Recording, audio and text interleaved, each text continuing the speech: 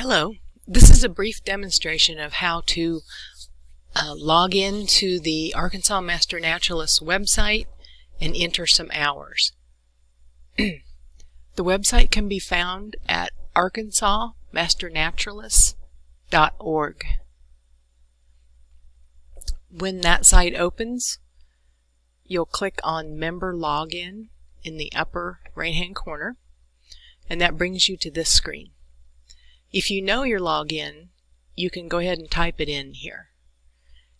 If you don't know it or have forgotten it, you can use this link. Enter the email address that you used for your application. First name is optional.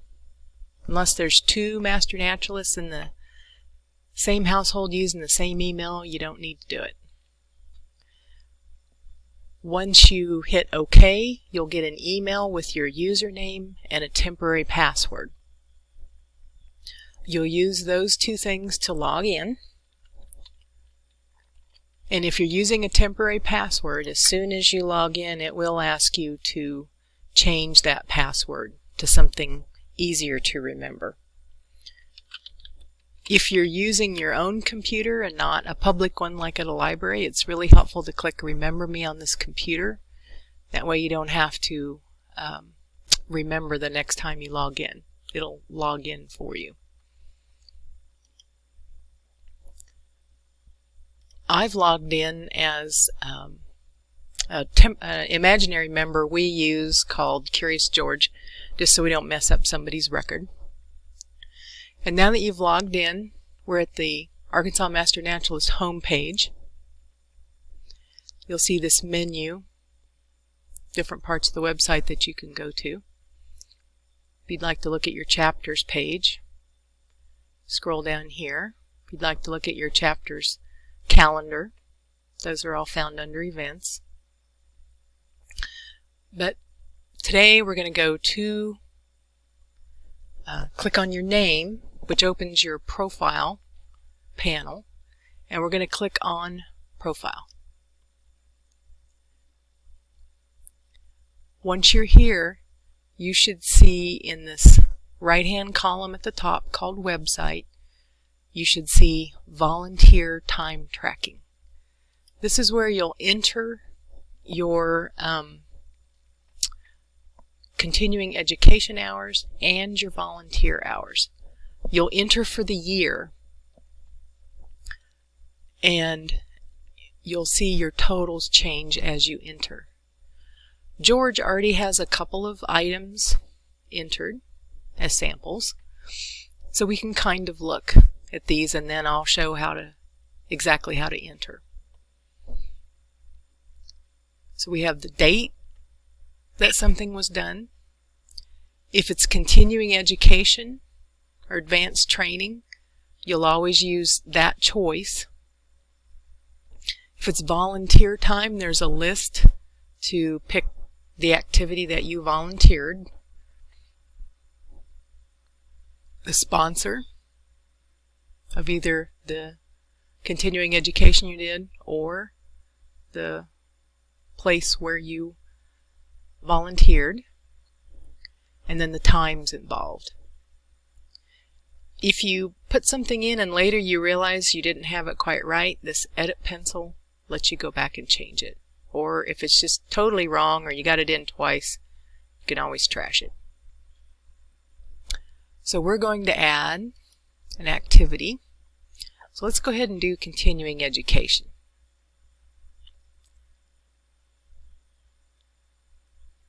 The same list comes up no matter what you're entering, but if you're doing advanced training or continuing education, where you went to learn something, you'll always use this choice, continuing education. And then who provided the training that you went to?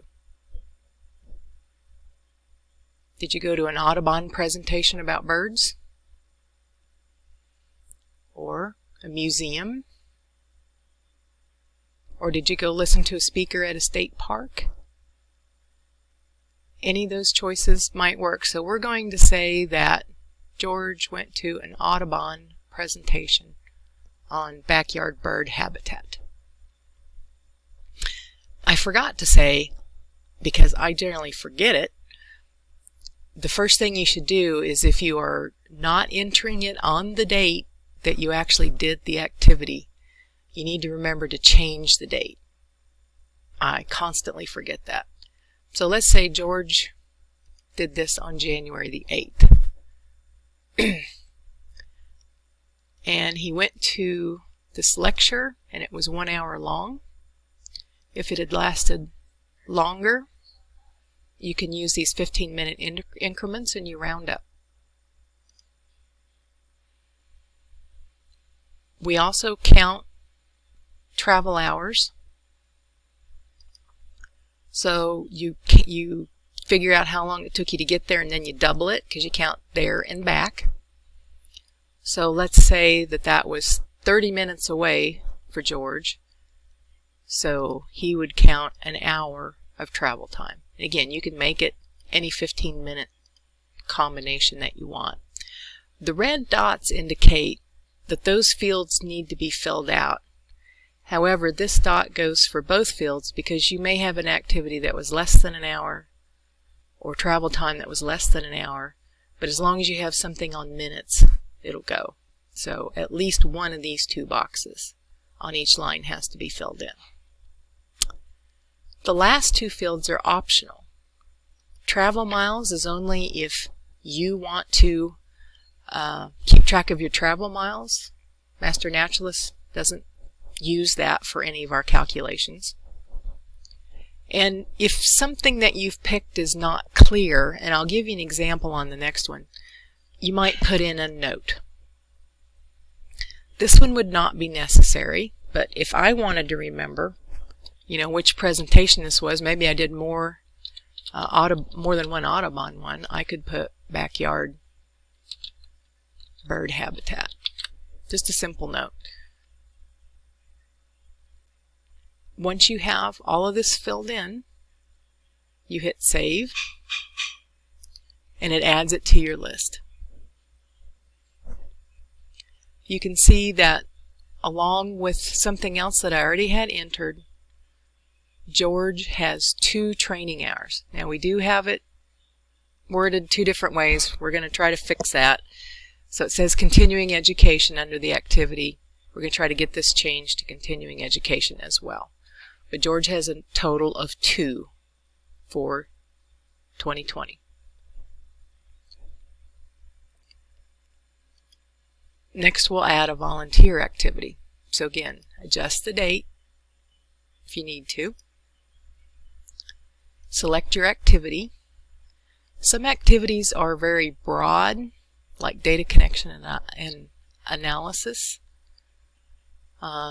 Some are pretty specific, habitat restoration, or maybe a national organization event like Frogwatch.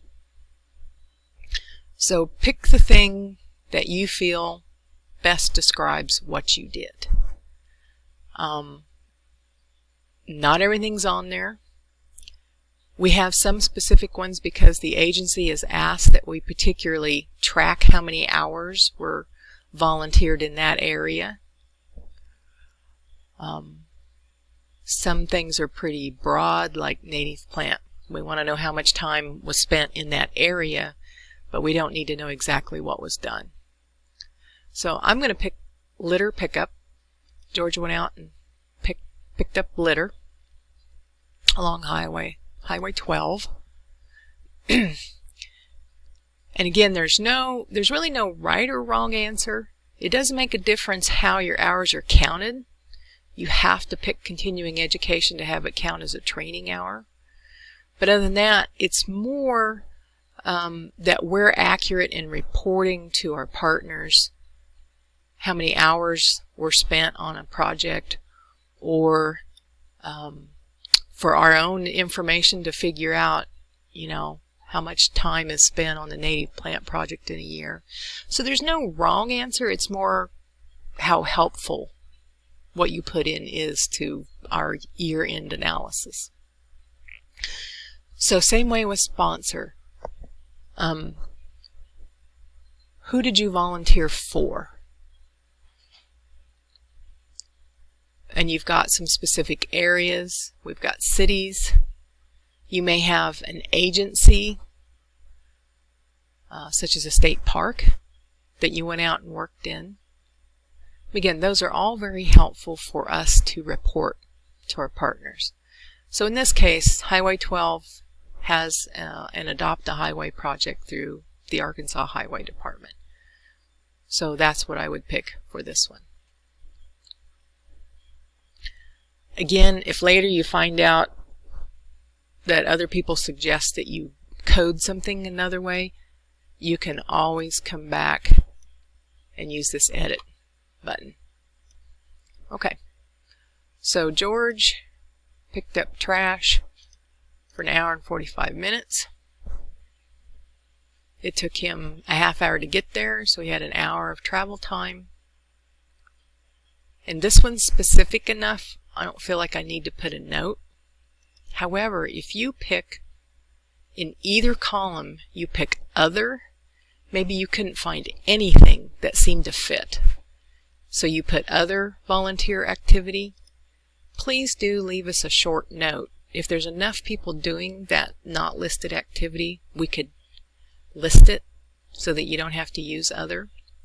Same way, if you don't know who sponsored it or it doesn't fit any of the things that we've got here, again, if you choose other, just as a courtesy, leave us a note so that we can try to make it so that you do have the activities that you regularly do on here.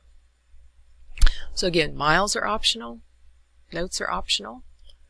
I'm going to save it. So now my accumulated volunteer hours and travel hours has gone up, and I still have 2 hours of training. If you have any more specific questions about this, you can talk to someone in your chapter, or you can go to this Contact Us at the bottom and send an email, and we do try to answer these emails that come to the website address real regularly. So that would be another way to ask a question. I hope this helped you get started on our website, and happy volunteering.